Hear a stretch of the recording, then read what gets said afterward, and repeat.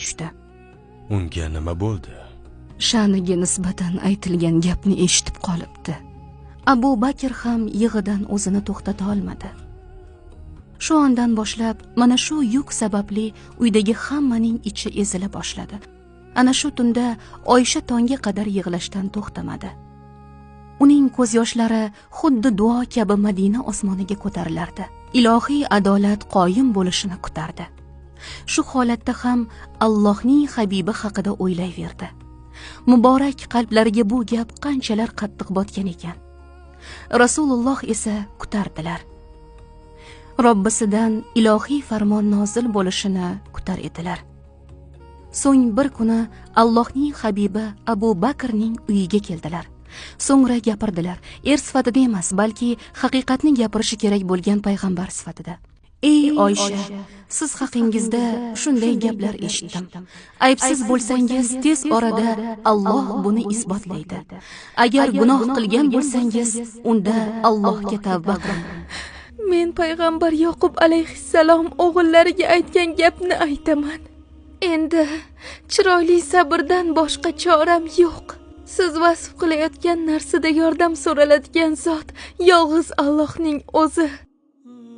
Xonani sukunat qopladi. Oyat nozil bo'lganida Rasululloh hali o'rinlaridan turmagan edilar.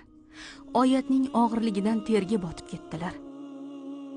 Nihoyat uzoq davom etgan og'riqli kunlar nihoyasiga yetdi. Allohdan uzoq kutilgan farmon keldi. Ana shunda onamiz Oysha faqat Robbisidan panoh kutar edilar. Qalblarida Alloh nomimni poklaydi degan mustahkam iymon bor edi. Biroz vaqt o'tgach, oyat to'liq nozil bo'ldi.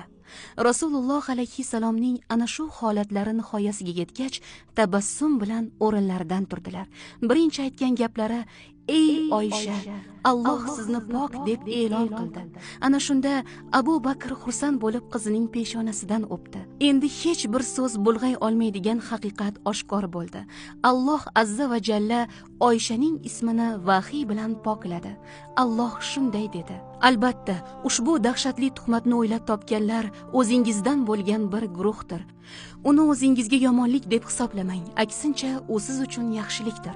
Ulardan har bir kishi uchun o'zi qilgan kasbning gunohi bordir.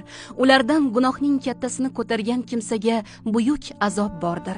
Shu bilan ularning ustidagi yuk ko'tarildi. Ilohiy adolat ayon bo'ldi. Oyshaning begunohligi tarixga o'yib yozib qo'yildi. Ammo taskin oyatlari nozil bo'lguncha chekkan azoblaricha, og'ir sinov